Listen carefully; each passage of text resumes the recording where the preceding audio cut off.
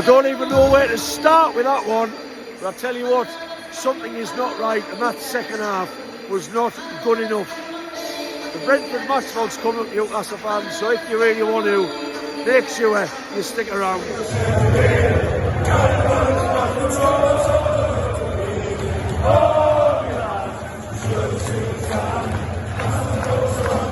Welcome back to Black White Band, ladies and gentlemen. It's match day, a very wet and windy one. Storm Dura is not stopping Newcastle filling out that Brentford away end. And I'm going to start this video by apologising first and foremost, because that Liverpool, the craziness of that classic Newcastle-Liverpool game sent me so doolally. I was out on the Jaeger bombs, forced Jaeger bombs, might I just add. Next day, Christmas party at St James's Park, free bar. I don't need to tell you any more. Let's just say it was caned and there wasn't much of that free bar left by midnight. And it's just rolled into today. So I'm a little bit dark under the eyes. A little bit of a difficult away day, this one. But I'm sure a couple of cans on the train will sort that out. And I am joined, obviously I'm in the car. I'm not the one driving because this would be a dangerous video if I was. I'm joined by the call dog. There's the classic thumbs up. How are you, sir? I'm very well indeed. Thank you very much, Matthew. Good. Yeah, so we are doing a bit of a random one route-wise today. So we are doing Durham. I've just got the train to Durham to meet Colin. We've driven from Durham to Doncaster station, and then we're doing Doncaster to London on the train, and then obviously making our way over to Brentford from there. No idea how much this storm is going to affect things. The Merseyside derby, because they're soft as shite over that part of the country, that's been called off. The 12:30 kick-off. Trains are getting cancelled. But this is the great thing about Newcastle fans, isn't it? Where there is a will, there is a way, and I've got no doubts about it. Despite all these disruptions, that away end will be absolutely chocker. Look, where are we with today's game? Well, Wednesday was brilliant. Wednesday was absolutely, you strip it all back, forget about form, forget about tactics. That's why you pay your money. That's why you go to football matches, for that kind of entertainment. And of course, it was Newcastle-Liverpool that served it up. Shock. But those kind of performances are only good if we can play to that level against the lesser teams. West Ham was not good enough in the second half. Palace didn't have a Scooby-Doo in front of goal. You can have as much of the ball as you want, but if you don't create chances, you're probably not going to win football matches, regardless of how they equalised later on. Liverpool was good. We had fire in the belly. Gordon, Joe Linton, Bruno, Isak, probably his best game so far this season, all looked up for it. If we play like that in these kind of matches today, we will get more points. If we don't, we are going to be a mid-table team. It's the inconsistency, Eddie Howe's inconsistent mags. Things need to pick up, and there will be such a level of frustration in that away end if we see a performance that drops back 40% on what we saw on Wednesday. Eddie Howe said in his press conference the players were mentally drained after Liverpool. Well, you've got a day's rest, get yourself to the Metro Centre, lads, do a bit of Christmas shopping, take a breath, go again on training on Friday. We need to pick ourselves back up, and this is by no means an easy game. Brentford, I think they've got the most points at home this season out of any other Premier League side. That's the level of the task today, but if there is one place we like playing, it is Brentford. It was at this moment that he knew. He fucked up. I'm not going to dive into my own predictions just yet, but I'm just going to swerve back around Colin. How are we feeling today? We're just very briefly talking about the Liverpool game. That was fantastic, but can we go to a lesser team, and that's no disrespect to Brentford because they're doing well this season, and put in that same level of performance? I think what you said there about they've got one of the best of records in the Premiership at home. The good thing for us, I know they've got one of the worst for away as well though. The good thing is they got beat 3-0 midweek, so they'll want to bounce back from that, but we'll want to get a win today, there's no doubt, and I'm going to have us down for 3-1 today. 3-1. That's a shoot me after the video. I will. Well, no, I'm honest. I always like to do a little screen record. If you're right, if you're right, yeah, if it's correct, that's what I'll do. I'll turn you black and white. I'll put a lovely little track over. I honestly think we should carry on the way we played. I think everybody had a really good game. I don't think there was anything I could have faulted Liverpool with. Yes, people will say the goals we give away, but that was a game that both sides deserved to win. I think a fair result was had. Classic goal, wasn't it? Well, how many times do we have these types of games against them? Like you sarcastically said there before, shock. There's a romance about the fixture, isn't there? Yeah, there's a football romance. But yeah, I think what a great way to go. It's down to Brentford after such a good result. It's imperative we win today, though, for me, to build on Wednesday's result, because we had a little bit of a blip with West Ham and of course we have this team twice in a week and a half, because if we could get a result today, then we've got next week. Who's next up? Oh, Leicester, very winnable football match. Can I just say, I know Van Nistelrooy's going to have a bit of spring in their step, but then we could beat Brentford at home in the cup, and we could be going into Christmas things looking a little bit brighter in a semi-final of the League Cup all over again. Yeah. So it's a massive couple of weeks, and I said that at the start of December. It did not, going into December, the Palace game, West Ham, not a good week, Liverpool better. It's football's a funny thing, isn't it? Couple of good results and everyone is happy. There's a spring in the step again. How many weeks ago was it we were saying about the results that we had, and then we came back and we beat Chelsea at home. Yeah. And Forest, Arsenal. Forest away at Arsenal. And you just think to yourself, wow, this is just awesome. But it's that inconsistency that will make us this season a mid-table team if it continues. If we are in a process of win, draw, lose, we're not going to get anywhere. Inconsistency because the lack of bodies were brought in. Yeah, well, I think it feeds back, but I don't think you can use that as too much of a reason for the current players on the pitch who we know are good enough not performing week in, week out. And I just want everyone to spare a thought for Colin today, because I went for an Indian in Newcastle last night. I got a Vindaloo, and the brass band since I woke up this morning has been in full flow. So anyone who's next to me in the away end today, who might watch this in the days after the game, if there is a funny smell, I'm going to put my hand up. That will probably be me, and that is the information that you definitely needed on this match vlog. But anyway, on to Doncaster we go. Hopefully no train disruptions. Couple of cans in the bag to try and pull myself around a little bit on the journey over. None for Colin, of course. And Howe, Eddie Howe's inconsistent but hopeful Mags. Tell everyone what happened on that train. We're getting to the train there, Colin. Are you going to hold your hands up to the lack of organisation? Colin is he was responsible for the travel, you see. Not only were we going to have a panicky way back, we just had to sprint like literally more far, a poor more far. You've seen the size of me, sprint doesn't come into it, does it really? But the truth of the matter is, right, there's a prick between the two of us here. That one there was late getting into Durham. Right, okay. Fair point? Don't think that really affects the story too much. Were you late getting into Durham when I picked you up? Maybe. That wasn't my fault though. Of course it's your fault. I'm going to blame the storm for everything. Prices of a pint in London, storm. Your terrible band there, storm. Actually, I'm not going to blame that on the storm. I'm just going to blame that on what I expect every single time we come on these trips. Anyway, moral of the story is, don't trust this man, but we are on the train. We are on the train. I've got the Aldi specials. He's got the banana milkshakes, very contrasting days, but Aldi specials will go down well. Away, Eddie Howe's. Storm and Dew and Mags. He's calling. Finally arrived in King's Cross, and Colin has decided to come dressed as a matchday steward. That's how he's got a ticket for Brentford today. Look at this. Warm enough there, like Colin. You've already given your score prediction. Round robin on score predictions in the boozer. Haven't even tried to split the G. It's one of them sort of days. Still ropey as hell. Colin's 3-1. You've already told us. Who's scoring first, though? Who's scoring first? You didn't tell us that. Sean Longstaff. Which leads me nicely into my next. And I go on then quickly. Anyway, shows you jumper first, actually. Why did you choose Fabian Shea? I just asked. That's Sean Longstaff on our back. AI generated. AI generated Fabian Shea. Go on then. But he's a beautiful man, regardless. Yes, score prediction. Score prediction is 3-1. Right. Oh, 2-3-1's right. Don't know first goal scorer, Oh, you need to give us one. my other man, Mr. Wilson, Mr. Wilson. is on the score sheet today. Oh.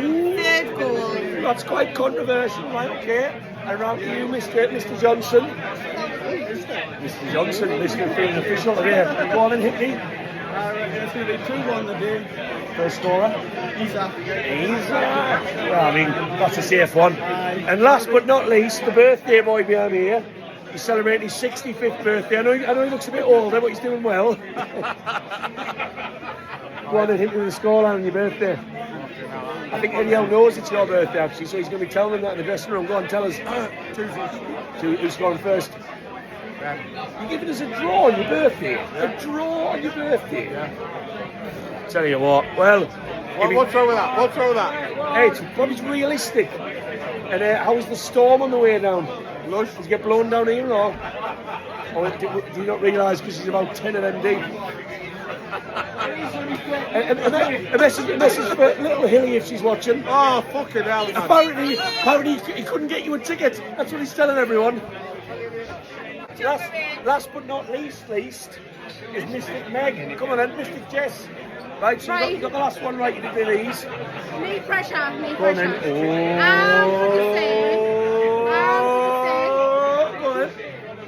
I'm going to say 3-2. Who's scoring first? Because you're that right as We're well. going to win. Who's going to score first? First. I didn't know about first, but... No, I need first. I don't want second, I want first. Who's scoring Brentford, first? you're asking for first. Easy, there we go. 3-2.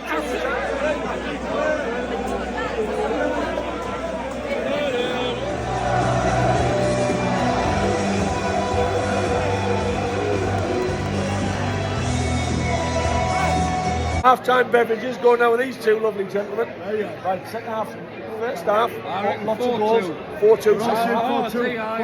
4-2. Hello, darkness, my old friend. I've come to talk with you again.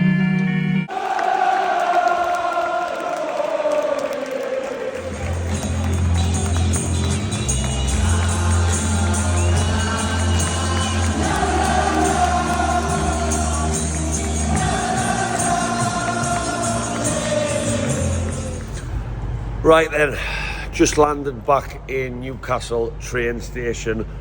Where do we start with that? First and foremost, my God, every single Newcastle fan who's made the way down to that Brentford away end today, we're through. You know, these storms are always a bit more exaggerated, aren't they? Storm Durag, it's always Storm Jeff, Storm Betty, but we still packed out that away end. But what I will say about the away end is that is the fastest I have ever seen one empty in my experience since Eddie Howe's been in charge, and that tells me that the tide is turning. The players always get clapped off. It's a well-known thing. Whether we win, lose, draw, the players will come over to the away stand and there will be a lot of serenading of them regardless of the result. We saw it at Palace when it wasn't very good, but today I saw when that fourth goal went in, fans were exiting fast. And that is always a telltale sign, and it's one of frustration for me, not for the fans, but just in general. Look, where do we even start with that match? Where do we even start? First half, for all that we were good, we gave the ball away for their goals. You know, and Mbeumo, left footer against left footer with Lewis Hall, fair enough, difficult. Always difficult, the same foot versus the same foot. I get that, that's why he's such a good player. I really rate him. Mbeumo's goal record speaks for itself. Great finish. But again, sloppy. Could we do a little bit better? We probably could. The second goal, Barnes' pass, all our own downfall like it was against Liverpool for some of the goals we conceded. But I genuinely still thought, although that was a frustrating element of the first half, that we were the better side. We had a little bit of intent in the attacking front. Goals, you know, Barnes, we know that's why he's in the team. I'll touch on him a bit more widely in a second, but great finish. Isak, well done, fantastic. We should have had more. Why Isak is taking the ball around the keeper there and not putting that in the net. It was like Chelsea away in the league part 2. Frustrating. Longstaff hits the bar, very early doors, very unlucky. Nice to see us having shots on goal, and I thought we had an element of control. We didn't control that first half, we had an element of control, little bit like Forest away before the international break. And do you know what, I went in half time frustrated that it was 2-2, happy with the reaction to going behind twice, and I thought, you know what, Wilson, Trippier, Gordon, Tonali, so many substitutes, Willock, we can turn this round. And everyone, as you saw in this video, 4-2, sod's law was the scoreline talked at half time. Keep doing what we're doing, lads, and that screw might just turn against the Brentford team who picked up the most points in the Premier League this season, flying high for a reason, because they've got a good manager. And that second half was an absolute, I don't like using the word disgrace, but it was from where we should be from where Eddie Howe has got us to, with the players that we have at our disposal, that was a disgrace. No control at all. Some of the worst defending I have seen from this Newcastle team since the takeover. Shocking defending. Balls bobbling. Balls being played in behind too easy. Mistakes being made. People not tracking runners. Really bad goals. Did we test their goalkeeper at all in the second half? No. Eddie Howe makes substitutions. Gordon, Tonali, they both come on. Gordon made things happen a little bit down that left-hand side, but generally speaking, we didn't have any chances. There was no opportunities in that second half, unless my brain's gone a bit foggy from the drinks I've had on the train home, where I thought, yes, we should be scoring that one. We were all over the place, and Brentford were probably surprised at how bad we were. And I've watched Bruno's post-match interview. That was a mess. Well, I tell you what, Bruno, not that I'm going to pick him out for being one of the worst players on the pitch by any means, but he is the captain. And that second half for me is where a captain grabs players by the scruff of the neck and says, do you know what, let's either calm this down or sort this shit out. And he's not that player. And that decision for me falls on Eddie Howe to make him captain. He's not a captain. And Kieran Trippier, for all that he had that bad patch last season and his form dropped off the cliff, we know it did, and he had injuries, he's a leader. He can play out. We know he's a good footballer, but he can also continuously lead. I did not see Bruno in that second half telling players where to be, telling players what to be doing more of, what to be doing less of. Apart from that cheer we get, and again, that's not me picking out his performance in that aspect. It's where we needed someone to really just steady that ship in the second half. We never got that. So it's all well and good coming out in your post-match interview saying how shite it was, but you are the man who's in that dressing room who should be telling the players, and I hope he did. Look, that exodus in the full time, there was a big debate behind me. Eddie Howe out was the debate just as before the match had even finished. Lots of questions were, who do you want? And the person in question didn't have an answer for what manager he wanted. You said, should we start questioning? Well, I'll tell you what, today I will. And I've never from day one said Eddie Howe was immune from criticism. Never. And if Gordon and Tonali are capable of coming on in the second half, Gordon looking very bright, can I just add, when he did, and Tonali, who we all know has got an engine on him, not aware of any injuries. You know, if Eddie Howe wanted to tell us about that, he probably would have done his press conference. If they're capable of coming on the second half, why are they not starting football matches? Tonali's not put a foot wrong against Liverpool, not put a foot wrong against Crystal Palace, but yet Sean Longstaff comes back in. Well, there's a question mark for me. Anthony Gordon finally had that fire in his belly in the second half against Liverpool. It was lovely to see, and yet he's dropped and he comes on the second half of this one. I understand the better teams in the world rotate squad, but when you are talking about a Newcastle team where Gordon is being replaced for like a Murphy, I'm not so sure. I'm really not so sure that we are still in a position to do that. Is that because of the transfer windows of the last year and a half? Yes, of course. But that was an element of frustration for me, and for me it didn't work, because Harvey Barnes, as much as he scored a goal, he knows where the goal is. When he plays for Newcastle, when he starts matches, he does not suit our system. He does not contribute enough. And I tell you what, Lewis Hall, he probably's had his worst game for us today against Mbuemo, but he was not helped at all by Harvey Barnes, because we know Harvey Barnes is a bit of a Laurent he's a bit of a Hatton Ben Arfa, and that frustrated me. The team selection today really frustrated me, and when the going got tough in the second half, he brings on Miguel Almiron, who has not been good enough for him for most of the season this season, but suddenly he chucks him in against Brentford. Probably he's rusty on game time, and that's me probably being generous to Almiron. The lad is past it. I'm very frustrated, and I just thought that second half was a chaos. It was chaos. And look, where do we go from here? Well, of course, there's going to be the worst inquest that there has ever been. Because what did I say at the start of this video? It's all well and good playing well against one of the best teams in the world, Liverpool, but it needs to be followed up with a good performance against Brentford. That good performance was there for 45 minutes, but it wasn't in the second half, and we've lost the match. And to be honest, across the game with the second half in mind, Brentford were the rightful winners, although awful fans, by the way. God, I think every fan in the home end was just there for a family day out. My favourite away stadium, by the way, but I'm really, really frustrated. Where do we go from here? Well, look, we've got Leicester at home next, buoyed by Ruud van Nistelrooy, as we know. It's on that winnable list, St James's Park is always a place where a game is winnable. We've got a cup quarter final that could put us in a very steady position in the Carabao against tonight's opponents. But my God, we are conceding goals at a time when we finally started scoring them. So last season we were shipping them for fun. We've sorted that out until recently, and there has to be questions asked of why. Why was Tonali not playing when he has done so much good defensive work against Liverpool and Crystal Palace? Because that back four to me today looked exposed as hell. There has to be question marks. Where do we go from here? Who's to blame? That wasn't good enough. I don't like Eddie Howe's press conference coming out, but look, everyone's going to have an opinion on our manager. I stand by our manager because I think our manager is a very good manager. I think our manager is going through a bad patch at the moment, and I think our manager today got his team selection very, very wrong when I thought he was trying to be a little bit too cute in rotating the players.